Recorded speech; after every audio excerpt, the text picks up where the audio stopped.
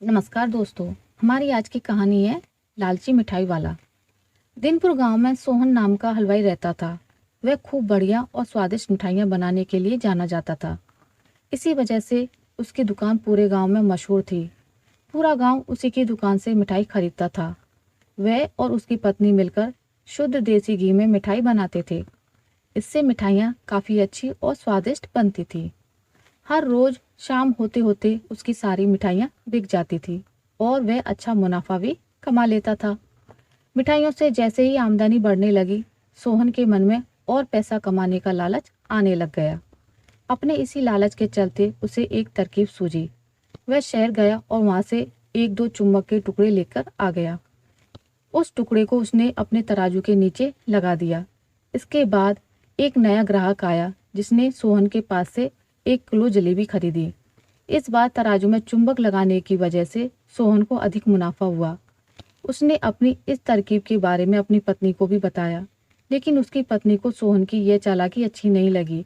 उसने सोहन को समझाया कि उसे अपने ग्राहकों के साथ इस तरह की धोखेबाजी नहीं करनी चाहिए, लेकिन सोहन ने अपनी पत्नी की बात बिल्कुल भी नहीं सुनी। वो हर रोज तराजू के नीचे चुंबक लगाकर अपने ग्राहकों को धोखा देने लगा। इससे उसका मुनाफा बढ़कर कई गुना अधिक हो गया। इससे सोहन को काफी खुशी हुई। एक दिन सोहन की दुकान पर रवि नाम का एक नया लड़का आया। उसने सोहन से 2 किलो जलेबी खरीदी। सोहन ने इसे भी चुंबक लगे तराजू से तोलकर जलेबी दे दी।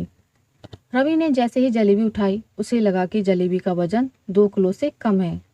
उसने अपना शक दूर करने के लिए सोहन से दोबारा से जलेबी को तोलने के लिए कहा। रवि की बात सुनकर सोहन चिढ़ गया। उसने कहा, मेरे पास इतना फालतू समय नहीं है कि मैं बार बार तुम्हारी जलेबी को तोलता रहूं। इतना कहकर उसने रवि को वहां से जाने के लिए कह दिया। सोहन मिठाई वाले की बात सुनने के बाद रवि जलेबी लेकर वहां से चला गया। वह एक दूसरी दुकान पर गया और वहां बैठे मिठाई वाले से अपनी जलेबी तोलने के लिए कहा। जब दूसरे दुकानदार ने जलेबी तोली तो जलेबी सिर्फ 1.5 किलो ही निकली। अब उसका शक यकीन में बदल गया था। उसे पता चल गया कि सोहन मिठाई वाले के तराजू में कुछ गड़बड़ है। अब उसने तराजू की गड़बड़ को सबके सामने लाने के लिए खुद एक तराजू खरीद लिया और उसे ले जाकर सोहन मिठाई वाले की दुकान के पास ही रख दिया। फिर रवि अपने सभी गांव के लोगों को वहां पर इकट्ठा करने में लग गया। जैसे ही लोगों की थोड़ी भीड़ बढ़ने लगी तो उसने गांव के लोगों से कहा कि आज मैं आप सभी को एक जादू दिखाऊंगा। यह जादू देखने के लिए बस आप लोगों को सोहन मिठाई वाले से खरीदा गया सामान एक बार इस तराजू में तोलना होगा। तब आप लोग देखेंगे कि कैसे सोहन मिठाई वाले के तराजू में तोली गई मिठाइयाँ इस दूसरे तराजू में अपने आप ही कम हो जाती हैं। कुछ देर बाद एक दो लोग मिठाई लेकर रवि के पास पहुंचे तो उसने ऐसा करके भी दिखाया।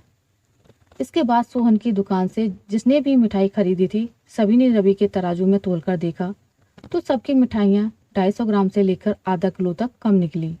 यह सब देखकर लोगों को काफ़ी हैरानी हुई। अपनी दुकान के पास ही यह सब होता देख सोहन मिठाई वाला रवि से झगड़ा करने लगा। उसने लोगों को बताया कि रवि यह सब नाटक कर रहा है।